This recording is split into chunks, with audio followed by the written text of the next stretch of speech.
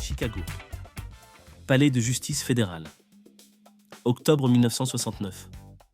Un homme est assis sur le banc des accusés, les poignets menottés, la bouche bâillonnée avec du sparadrap, les chevilles entravées à la chaise. Le juge Julius Hoffman vient d'ordonner qu'on le réduise au silence. Cet homme s'appelle Bobby Seale. Il a demandé le droit de se défendre lui-même. Le juge a refusé. Bobby a continué à parler. Alors le juge a ordonné qu'on le bâillonne. Dans la plus grande démocratie du monde, un homme noir est enchaîné à sa chaise pour avoir réclamé ses droits constitutionnels. Ce procès, le procès des Chicago 8, est l'un des plus scandaleux de l'histoire judiciaire américaine. Et Bobby Seale, enchaîné, bâillonné, est devenu ce jour-là le symbole le plus puissant de ce que l'Amérique faisait à ses citoyens noirs quand ils refusèrent de se taire. Mais qui est Bobby Seale? Pas seulement l'homme enchaîné, l'homme qui, avec Huey Newton, a fondé le Black Panther Party pour l'autodéfense, l'organisateur, le président, celui qui a transformé une idée en une organisation nationale.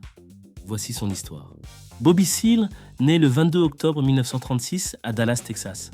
Il grandit dans le sud ségrégué, puis la famille migre vers la Californie, Oakland, comme des milliers de familles noires attirées par les usines de guerre et la promesse d'un monde moins brutal.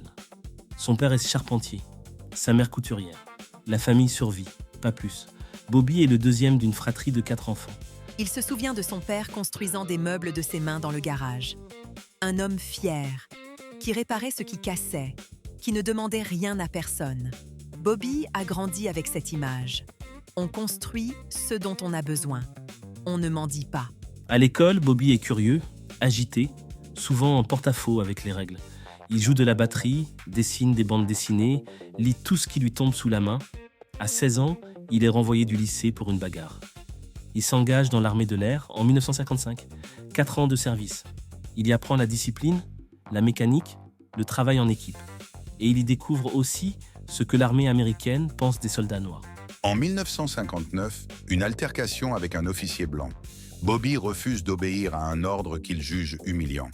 Il est court-martialisé et renvoyé avec une décharge défavorable, ce qui lui ferme pour des années les portes de l'emploi qualifié. Cette décharge infamante est une blessure que Bobby Seale portera longtemps. Il avait servi son pays. Il avait appris à piloter, à réparer des moteurs, à obéir à des ordres absurdes sans broncher, jusqu'à ce dernier ordre de trop.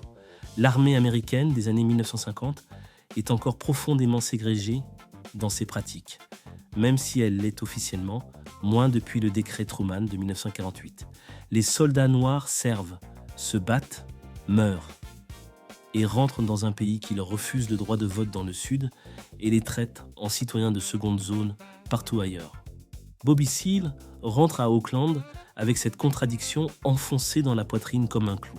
De retour à Oakland, il tente d'entrer à l'université. Il travaille le jour comme taulier, suit des cours le soir au Merritt College. C'est là qu'il rencontre Huey P. Newton en 1962. Les deux hommes se reconnaissent immédiatement. Huey, le théoricien. Bobby, l'organisateur, il passe ni Denise à débattre, Malcolm X, Frantz Fanon, Mao Zedong, W.E.B. Du Bois. Bobby lit Fanon avec la ferveur de quelqu'un qui trouve des mots pour une douleur qu'il n'avait pas encore su nommer. Il dira plus tard, Huey était le seul homme que j'ai jamais rencontré qui comprenait exactement ce que je ressentais, sans que j'aie besoin de l'expliquer. Le 15 octobre 1966, un appartement d'Oakland. Bobby Seale et Huey Newton rédigent à la main le programme fondateur du Black Panther Party pour l'autodéfense. 10 points, 10 revendications. Logement décent, éducation, fin des violences policières, libération des prisonniers noirs, droit à l'autodéfense armée. Bobby devient président du parti, Huey, ministre de la Défense. La répartition des rôles est nette dès le départ. Huey Newton est le visionnaire, le théoricien, celui qui donne sa base idéologique au parti. Bobby Seale est l'homme de terrain, recruteur, organisateur, celui qui transforme les idées en structures concrètes. Le premier geste public du BPP est spectaculaire. Les Panthers patrouillent dans les rues d'Oakland, armés légalement, pour surveiller la police lors des contrôles de citoyens noirs. La loi californienne de l'époque l'autorise jusqu'à ce que le Parti républicain s'empresse de la modifier. En mai 1967, Bobby Seale mène une délégation de 30 Panthers armés jusqu'aux marches du Capitole de Sacramento pour protester contre le projet de loi Mulford, qui vise à interdire le port d'armes dans l'espace public. Les caméras de télévision sont là, les images font le tour du pays. Bobby Seale lit la déclaration du parti devant les micros, entouré de Panthers en béret noir et veste de cuir, armes à l'épaule. Nous sommes ici pour protéger nos frères et nos sœurs noires contre les brutalités de la police fasciste. L'image choque l'Amérique blanche. Elle galvanise l'Amérique noire. Le BPP reçoit des milliers de demandes d'adhésion. En 18 mois, le parti compte des chapitres dans 20 villes. Bobby multiplie les tournées de recrutement, Chicago, New York, Seattle, Los Angeles. Il parle dans les lycées, les prisons, les barbecues de quartier. Son talent est là. Il sait parler à ceux que les discours académiques n'atteignent pas. C'est aussi Bobby qui lance les programmes sociaux, les petits déjeuners gratuits pour les enfants des quartiers pauvres, les cliniques de santé communautaires, les cours d'alphabétisation. Des programmes que le FBI de J. Edgar Hoover considérera, dans des mémos internes, comme la menace la plus dangereuse que pose le BPP à l'ordre établi. La formule est frappante. Le FBI ne craignait pas les Panthers armés patrouillant dans Oakland. Il craignait les Panthers qui donnaient à manger à des enfants. Parce que ça construisait quelque chose. Ça ancrait le parti dans des communautés réelles, avec de vraies familles qui avaient de vraies raisons de les défendre. Une anecdote peu connue, Bobby Seale avait imposé une discipline stricte aux membres du parti concernant ses programmes. Les Panthers qui distribuaient les petits déjeuners devaient se présenter en uniforme, à l'heure, sans armes visibles. L'idée était simple, montrer que des hommes et des femmes noirs, organisés, pouvaient faire ce que l'État refusait de faire. Pas avec des fusils, avec des œufs et des céréales. C'est peut-être l'image la moins spectaculaire du BPP. C'est sans doute la plus puissante. En 1969, plus de 22 000 enfants reçoivent chaque matin un petit déjeuner gratuit dans des centres gérés par le BPP. Le gouvernement fédéral n'offrira un programme équivalent qu'après avoir constaté que les Panthers le font mieux et à moindre coût. C'est une victoire silencieuse, concrète, dont Bobby Seale reste le principal architecte et dont l'histoire parle trop peu. L'été 1968 marque le sommet de l'influence du BPP et de Bobby Seale. Le parti est présent dans tout le pays. Des alliances se nouent avec des organisations blanches, radicales, Chicana, asiatiques, américaines. Bobby appelle ça la Rainbow Coalition, bien avant Jesse Jackson ne popularise le terme. Ce qui est remarquable dans la trajectoire de Seale à cette période, c'est sa capacité à parler à des publics radicalement différents. Il négocie avec des groupes chicanos de Los Angeles, avec les Young Patriots, des Blancs pauvres des Appalaches installés à Chicago, et avec les Young Lords portoricains de New York. Il comprend, avant beaucoup d'autres, que la lutte noire ne peut gagner seule, que la classe compte autant que la race.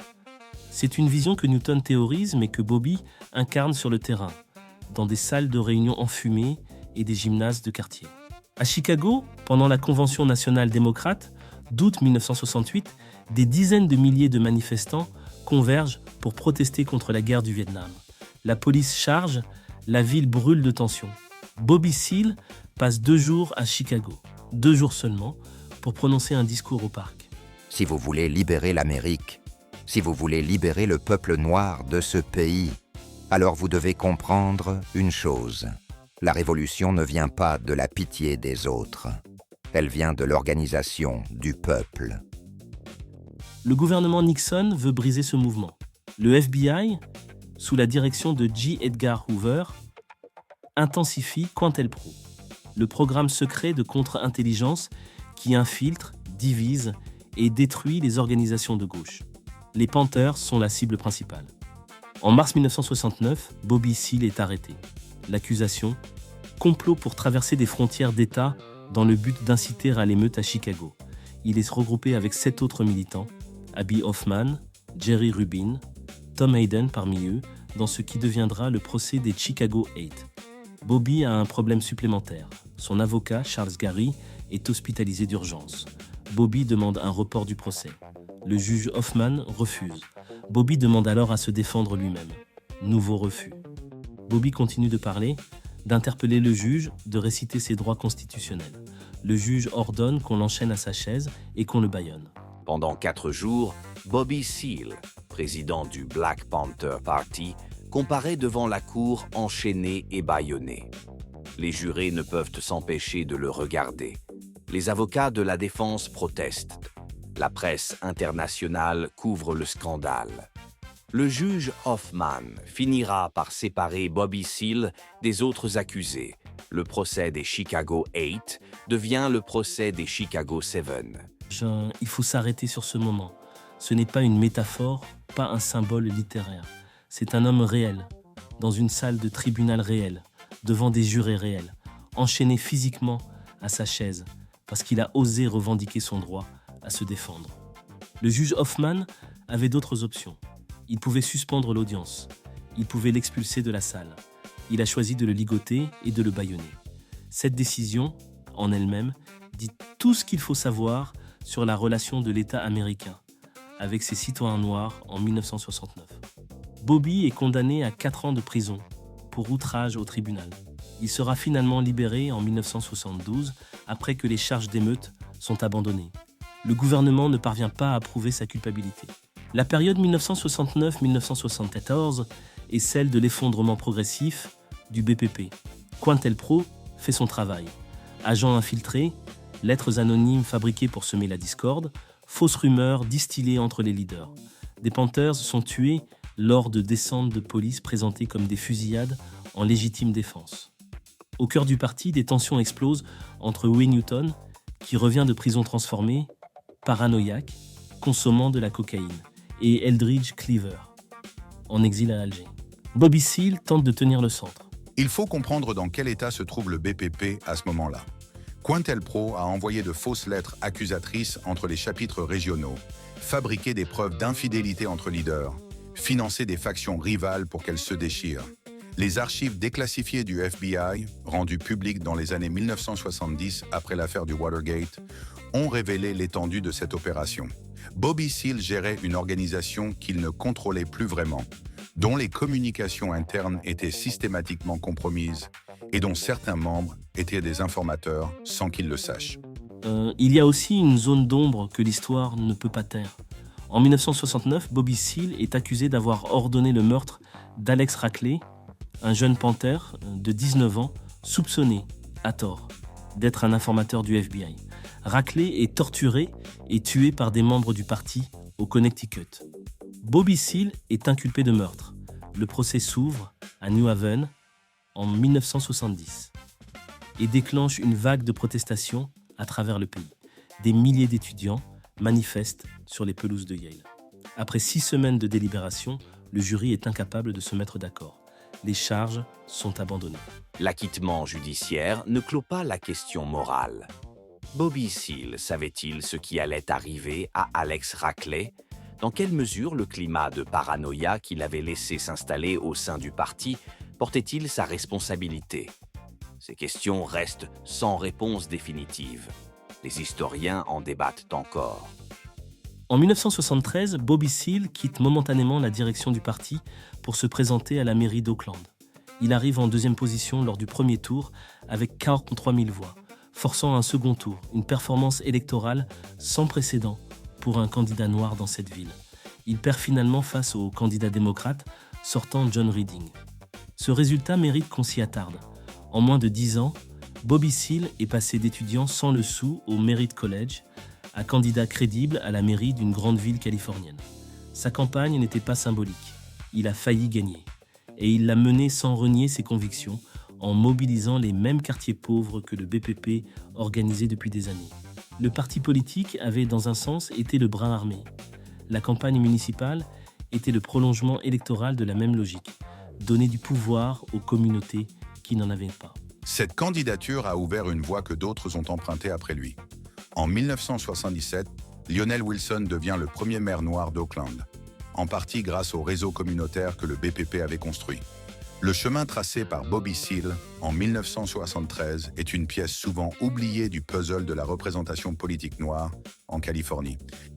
En 1974, Bobby Seale quitte définitivement le Black Panther Party. La rupture avec Huey Newton est au cœur de cette décision, mais elle est plus complexe qu'une simple brouille entre fondateurs. Des témoins de l'époque racontent que la relation entre les deux hommes s'était fracturée progressivement. Newton, revenu de prison en 1970, n'était plus le même. Il consommait de la cocaïne, dormait peu, voyait des traîtres partout. Il avait commencé à exercer une violence physique contre des membres du parti, des passages à tabac ordonnés par caprice, des punitions arbitraires. Bobby Seale avait passé des années à défendre Newton publiquement, à organiser des campagnes pour sa libération, à maintenir le parti en vie pendant son incarcération. Et il regardait maintenant l'homme qu'il avait porté se transformer en tyran. Il y a une ironie amère dans cette trajectoire. Le FBI avait passé des années à tenter de semer la discorde entre Newton et Seale, avec des fausses lettres, des rumeurs fabriquées, des agents qui rapportaient de faux propos. Il n'y était pas parvenu. Ce qui a finalement séparé les deux fondateurs, c'est Newton lui-même, sa descente dans la violence et la paranoïa, que Quantelpero n'avait pas créé, mais qu'il avait sans doute accéléré. Bobby Seale part en 1974 sans déclaration fracassante. Pas de manifeste, pas d'interview explosive. Il disparaît simplement de la scène nationale. C'est en soi une déclaration. Il faut mesurer ce que signifie partir en 1974. Le BPP est en ruine. Quantelpro a accompli sa mission. Diviser, infiltrer, détruire. Des dizaines de membres sont morts, emprisonnés ou en exil. Les programmes sociaux survivent difficilement. La School intercommunautaire d'Oakland, l'une des réalisations les plus concrètes du parti, fermera ses portes en 1982. Bobby Seale n'a pas attendu l'effondrement total. Il est parti avant, avec tout ce que ce choix implique de lucidité et peut-être de lâcheté aussi. Ce sont les deux faces d'une même décision. Après sa sortie du BPP, Bobby Seale reste actif, mais différemment. Il écrit, il enseigne, il donne des conférences dans les universités, se concentre sur l'organisation communautaire locale. En 1987, il publie un livre de barbecue, Barbecuing with Bobby, qui surprend tout le monde et révèle une facette différente de l'homme. Il dira que cuisiner pour sa communauté, nourrir les gens, a toujours été au cœur de sa politique. Ce n'est pas une pirouette médiatique. Pour quelqu'un qui a fondé les Free Breakfast Programmes, l'idée que nourrir est un acte politique n'est pas une métaphore. C'est une conviction vécue sur 20 ans. Il faut replacer Seale dans la longue durée pour mesurer son impact réel. Le BPP qu'il a cofondé a directement inspiré des mouvements en Grande-Bretagne, en Australie, en Inde. Partout où des communautés opprimées cherchaient un modèle d'autodéfense organisé et de programmes sociaux alternatifs. En France, des militants anticolonialistes des années 1970 ont explicitement cité le BPP comme référence dans leurs écrits. Le vocabulaire du parti, autodéfense, programme de survie, pouvoir communautaire, est passé dans le langage militant mondial. Là où Newton est devenu une icône tragique, et Cleaver, un personnage sulfureux, Bobby Seale est peut-être le destin le plus discret et le plus cohérent des fondateurs du BPP. Il n'a pas fini en exil. Il n'est pas mort dans la rue. Il a continué à organiser à petite échelle dans les quartiers qu'il avait toujours voulu servir. Moins glamour que Newton sur une affiche. Peut-être plus honnête, finalement. Mais les zones d'ombre existent. L'affaire Raclay ne disparaît pas parce que le jury n'a pas tranché. Dans une organisation qu'il dirigeait, un jeune homme de 19 ans a été torturé et tué sur la base d'une accusation non vérifiée. L'acquittement judiciaire ne règle pas la question de la responsabilité morale d'un dirigeant face aux actes de ses membres. Bobby Seale a choisi de ne pas en faire un sujet central de ses mémoires. C'est un choix qui dit quelque chose, même si on ne sait pas exactement quoi. L'héritage le plus durable de Bobby Seale tient dans deux domaines. D'abord, les programmes sociaux, les petits déjeuners gratuits, les cliniques de quartier, les cours d'alphabétisation. Ces initiatives ont directement inspiré les politiques fédérales de nutrition scolaire aux États-Unis. Ensuite, la démonstration que l'organisation communautaire noire pouvait dépasser les frontières raciales et construire des alliances avec d'autres communautés marginalisées. Les zones d'ombre méritent d'être nommées clairement. Bobby Seale a présidé une organisation qui a commis des actes de violence interne, intimidation, passage à tabac et, dans le cas d'Alex Rackley, meurtre. La culture de discipline militarisée qu'il a contribué à instaurer a créé les conditions de ces dérives. Son propre rôle dans les décisions de 1969 reste flou, mais son silence public sur ces événements après les faits est lui-même un élément historique. Il y a aussi la question de sa relation avec Huey Newton. Les deux hommes ont fondé quelque chose d'extraordinaire ensemble, et Bobby a longtemps accepté de rester dans l'ombre du théoricien, alors que son apport organisationnel était probablement tout aussi déterminant. L'histoire a eu tendance à retenir Newton au détriment de Seale. C'est une injustice partielle. Bobby Seale n'est pas un héros simple. Il est un homme qui a construit quelque chose de réel dans une époque de répression brutale, qui a tenu face à des juges qui l'enchaînaient à sa chaise et qui a ensuite dû vivre avec les contradictions de ce qu'il avait créé. Ça ne le rend pas moins important, ça le rend humain. Un dernier point pour nos auditeurs francophones, Bobby Seale a lu Frantz Fanon attentivement. Les damnés de la Terre ont nourri sa réflexion sur l'autodéfense et sur le droit des peuples colonisés à user de la force pour se libérer. La connexion entre le mouvement des droits civiques américains et les luttes anticoloniales africaines et antillaises n'est pas théorique. Elle est incarnée dans des hommes comme Bobby Seale qui lisaient Fanon et Césaire pendant qu'ils organisaient des patrouilles dans les rues de Oakland. Bobby Seale a 87 ans aujourd'hui. Il vit en Californie. Il continue de parler, d'écrire, de participer à des commémorations. Ce qu'il a fait, on peut le résumer ainsi. Il a pris une idée, se défendre, s'organiser, nourrir ses enfants, et il l'a rendue réelle.